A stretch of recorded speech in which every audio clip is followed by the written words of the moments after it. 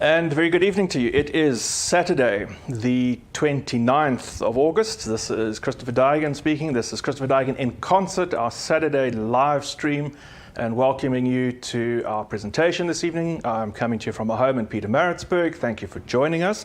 It has just gone 10 to 6.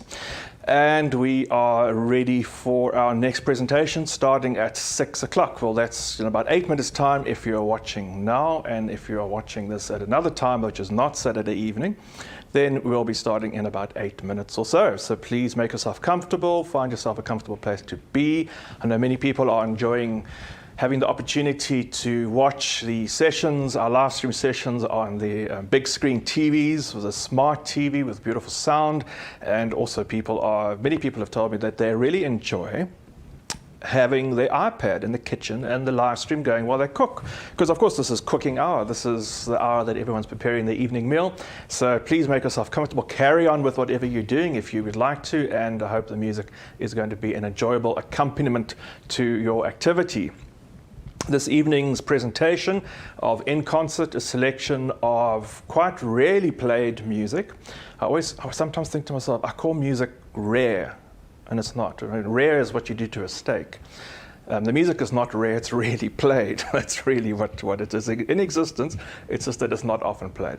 And a very interesting program I'm going to tell you this about. There's some very important issues involved in this tonight that involve my personal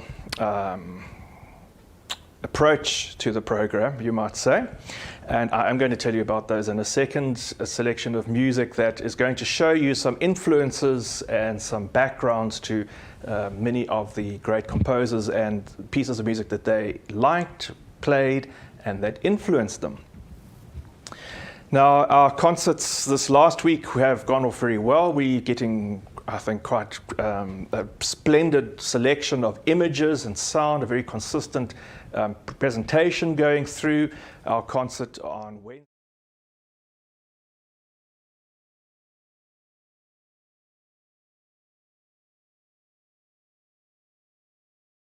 Listening to it again and again and again, because it was a really beautiful and very interesting selection of music, I think. Certainly everyone seems to agree with that. And it was of great success and went off very nicely. And I'm sure this evening's program also is going to provide so much stimulation and ideas and conversation around the music, as well as just some beautiful, beautiful music to listen to. For all of those of you who have been supporting us financially, we're very grateful. Thank you for your generous support. And for those who've also helped us along, every contribution helps us enormously with the purchase of, the paying off the purchase of the cameras and the lights, as well as the various platforms and encoders to make this whole operation keep going. It's not without its costs, and it is certainly a major operation. It's quite an ordeal, in fact. It's becoming more and more complicated.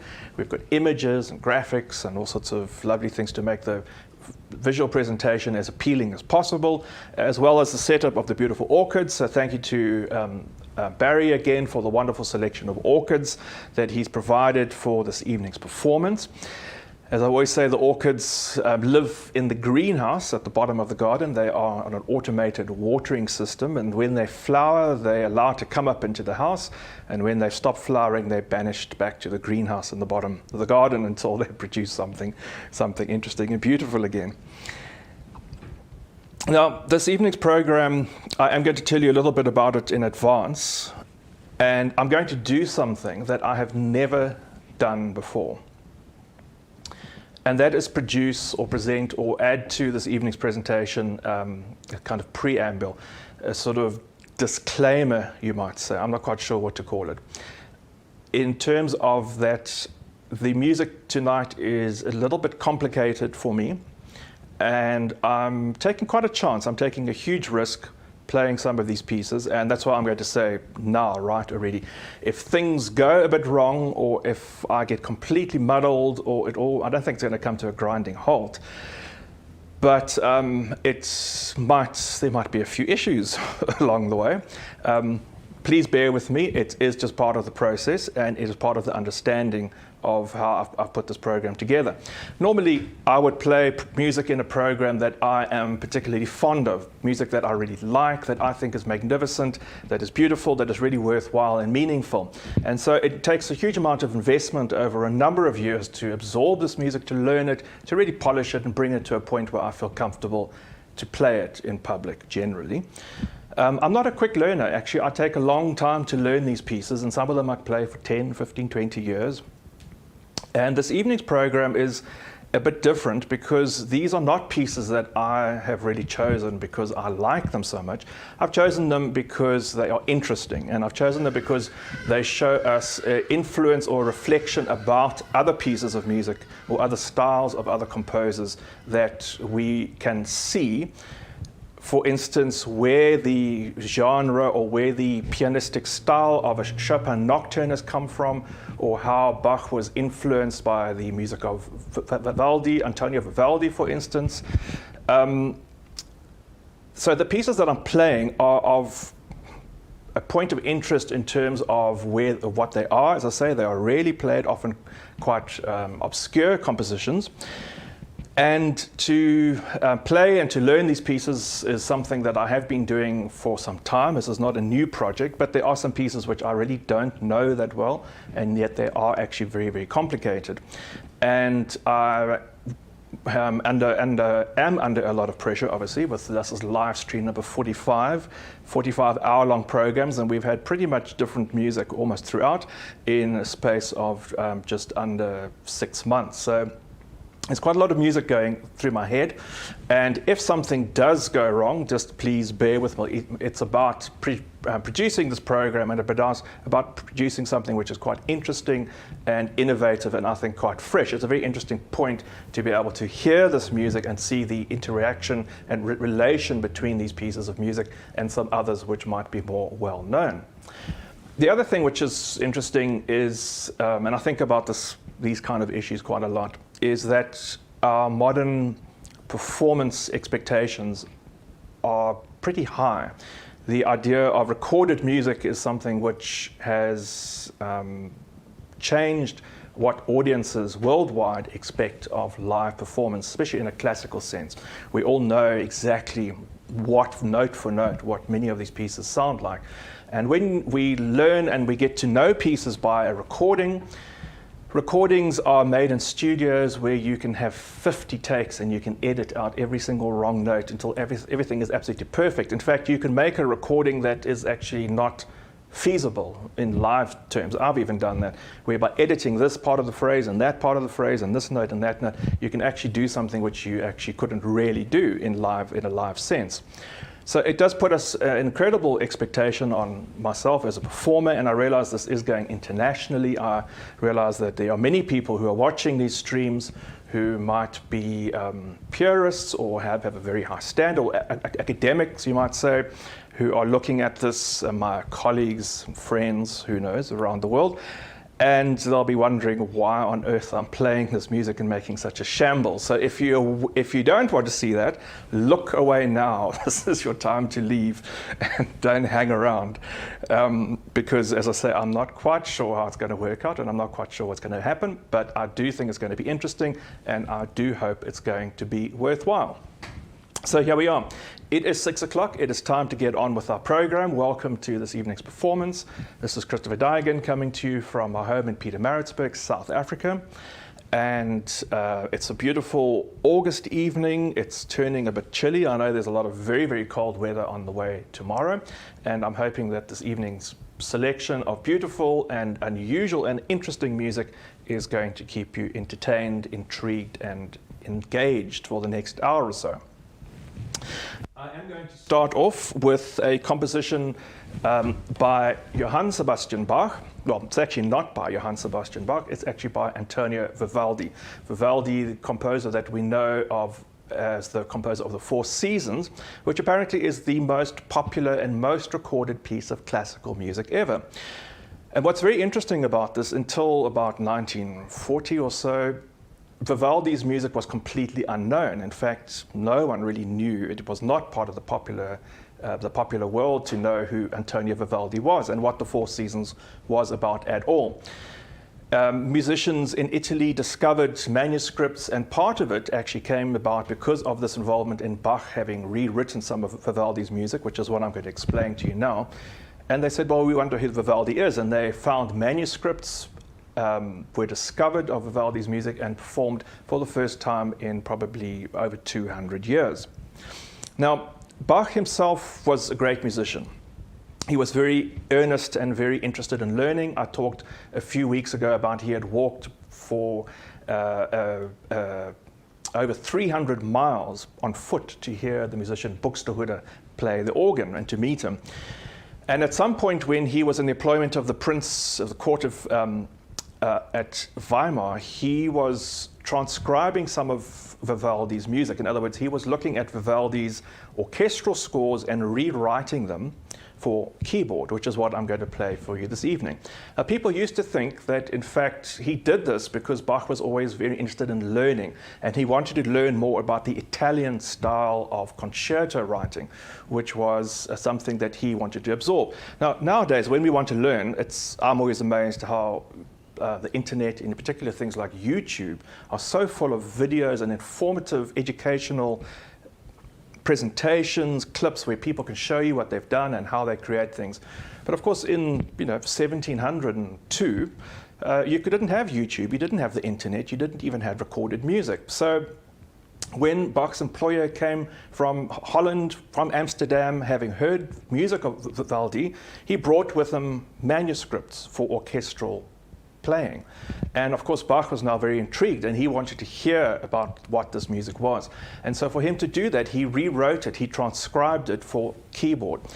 That's one of the parts, was that he did it really to learn and to understand what Vivaldi's music was really about and to absorb something of his style. And in some cases, he even corrected it, you might say. He would change it to suit his own ways, where he thought there was a better option.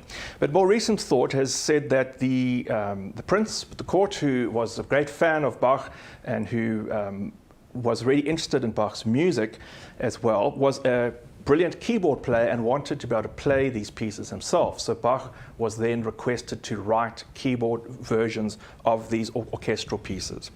So I'm going to play one of these sonatas. This originally was a violin concerto in G major, and Bach rewrites it for two hands instead of for an orchestra and violin solo. In it, you'll hear lots of brilliance. It's written in three movements: a fast, slow movement, and then a fast movement to end. You'll hear the contrasts between the orchestra, which is fuller and richer and louder, and the more gentle, quieter sections where the violin soloist plays on their own, accompanied by a very bouncing and jolly bass figure, a bass line which permeates the entire composition. So this is the sonata, at least the concerto in G major. You'll see all the correct details when Kevin brings up the strap on the screen. Bach, after Vivaldi, or arranged by Bach, a concerto in G major, and this is in three movements.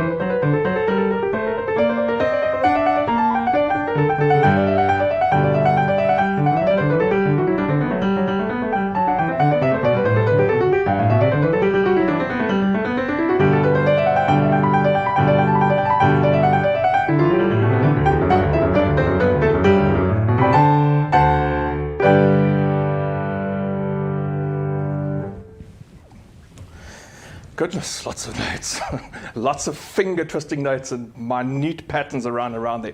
So that was one of the pieces that I said, new piece of music to me. Fascinating to hear an arrangement of a concerto by Antonio Vivaldi as arranged by J.S. Bach, either for Bach himself to learn from the composer's style, the Italian style of concerto writing, or for in fact to write for his employer, the Prince, to play, who was he must have been a very brilliant keyboard player to be able to play such exciting and brilliant music. It was very interesting for those of you who might have seen a recent program, a series of programs called Now Hear This, a wonderful episode about Handel, who spent some time in Italy, in Naples, and how he too absorbed the Italian style of music, a certain brilliance and a kind of energy and pathos in the music that was very different to what Handel and Bach were used to writing. And that brings us, in fact, to the next composition, which is also by an Italian composer, Muzio Clementi. Now, Clementi is well known in the piano world for writing exercises that were at the beginning of the piano technique days that would strengthen fingers and independence. And his music is really not played all that often, but I am going to play for you a sonata now in F sharp minor. And this is seen as one of the composer's best compositions, and in fact it impressed a composer no bounds, the composer Ludwig van Beethoven, who in fact knew this music and was particularly fond of this particular piece of music and played it, and I'm sure was absorbed and enlightened and inspired by something of the intensity in the music. So we find ourselves in a style that is not dissimilar to Haydn or Mozart, you might say. But again, in terms of the intensity and the brilliance of the Italian style, even though he was born in Italy and spent most of his time in England, there is a different essence in this music. Classical by design, but there's a romantic temperament around it, which I think Beethoven would have been very inspired by and was very taken by in the actual composition. What you'll find again in three movements, in the first and in the third movement, there seem to me to be moments where the music breaks through the classical constraints or the structure of the music and seems to break through in terms of the climactic release of energy in the music. And I think this is really what absorbed Beethoven and inspired Beethoven. And Beethoven saw in this an opportunity to extend himself beyond the repertoire where he was composing. So I'd like to play this piece for you now. This is a sonata in F sharp minor in three movements by Muzio Clementi.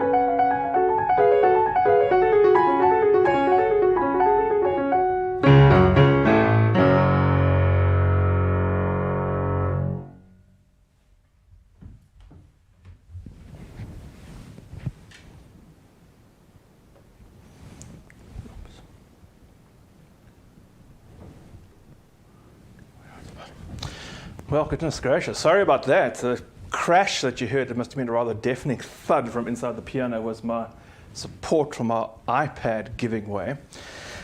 Gosh, I did tell you this was going to be an interesting session. We're going to be a few unexpected moments. So that was a sonata in F sharp minor by the Italian-born composer Clementi, who is feared and dreaded because he wrote all these meaningless exercises for piano. And in fact, what I've got to tell you, that one of the most enterprising things, he wrote books and volumes of music about playing double thirds. In other words, if you play one note in the hand and then you play two notes, and whatever it was there, that last movement was full of them. So rather tricky, treacherous passages.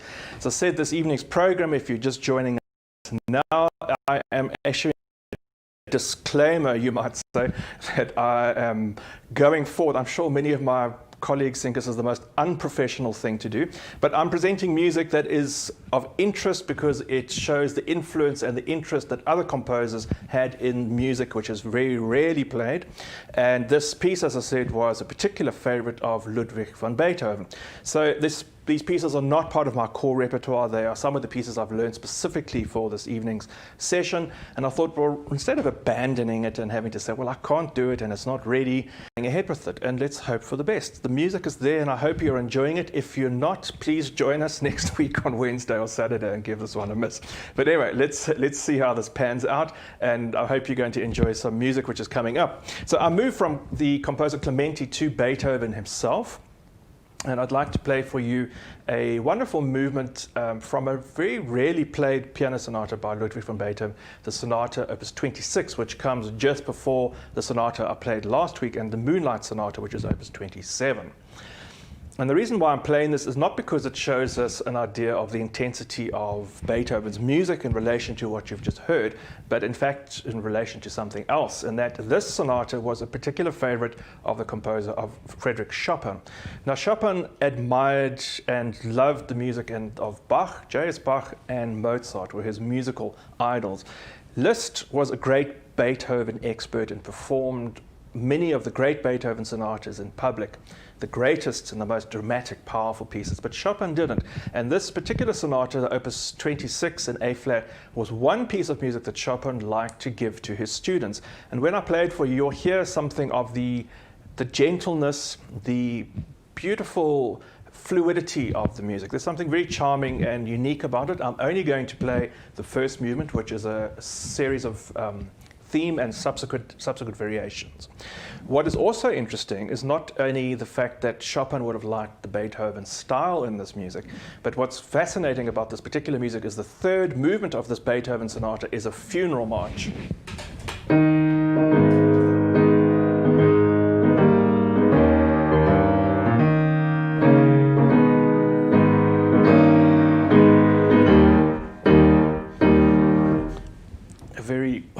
Glasses are disappearing. A very unusual moment to have in a piano sonata, and one wonders how that, of course, influenced Chopin, who went on to write his own second piano sonata with the famous funeral march.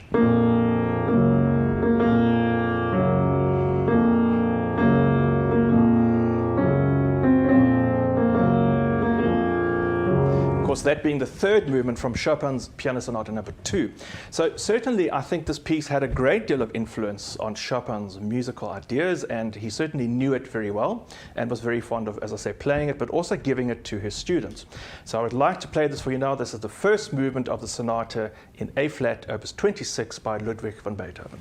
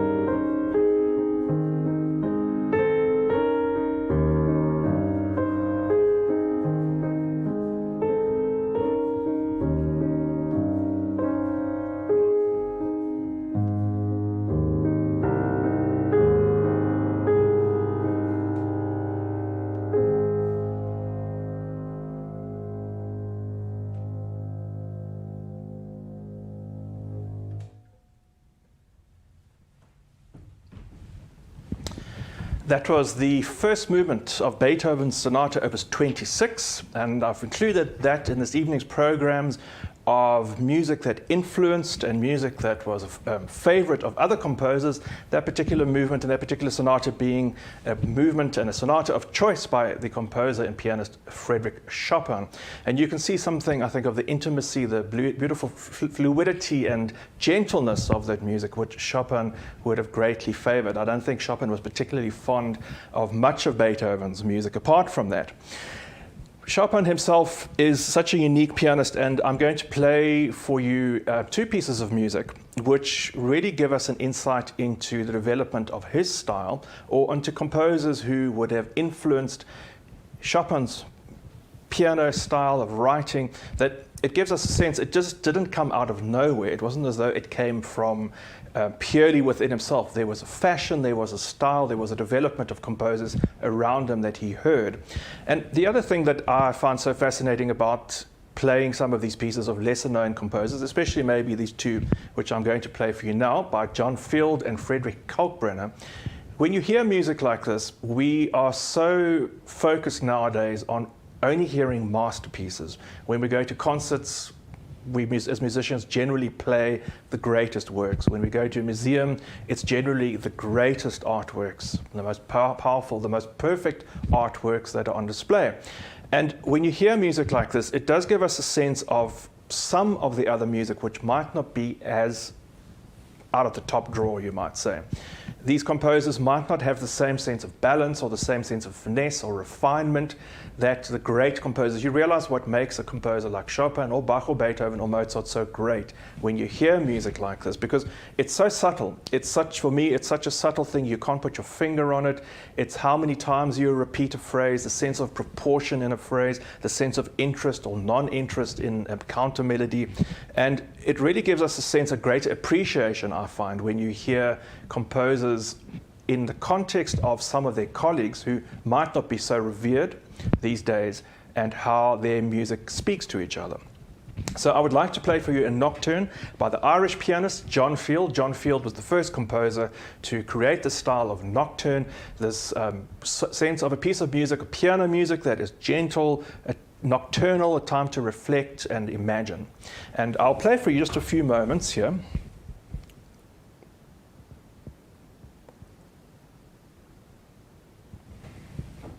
For instance, from a nocturne, the first nocturne that Field writes. Here we have a left chord pattern.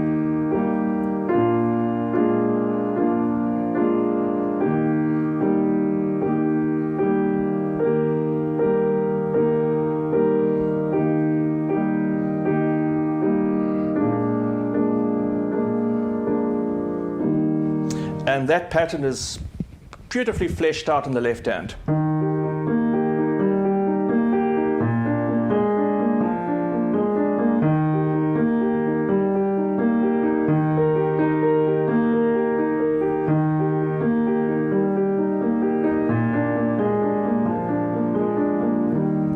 So beautifully fleshed out. It's very simple, not much to this particular one.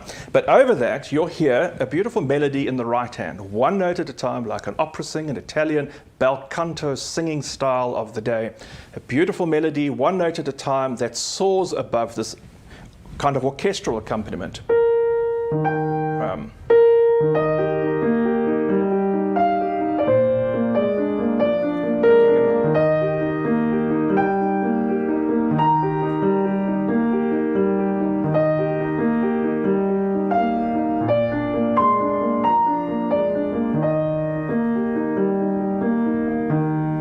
And this is a very basic sense of Field's nocturnes. He does write much more complex music than this.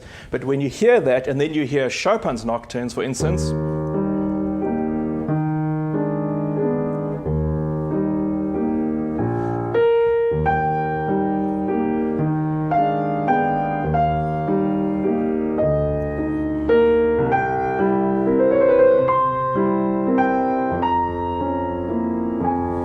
very famous Chopin Nocturne in E flat. You will see how something of that influence, that style comes through in Chopin's writing. but he elevates it to something completely different. And Chopin would have been aware of Field's music. Field spent much of his life at the court in St. Petersburg, not obviously that far from where Chopin was in Warsaw. And the style of the music would have certainly been known to him. The second composition I'm going to play for you, I'm going to play the Fifth Nocturne of John Field, which you will also hear, apart from those elements, these wonderful little additions. Here we go. This is the nocturne I'm going to play.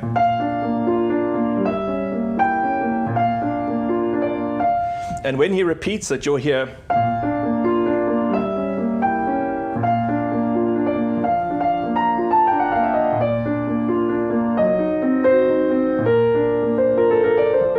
these little kind of ornamentations which are so typical as we associate with Chopin's style, but that's again the start of the bel canto aria, that the soprano would repeat the melody and include these ornamentations, and these beautiful cascades of sounds that we associate with Chopin's music find their place in or stemming from this particular style of music.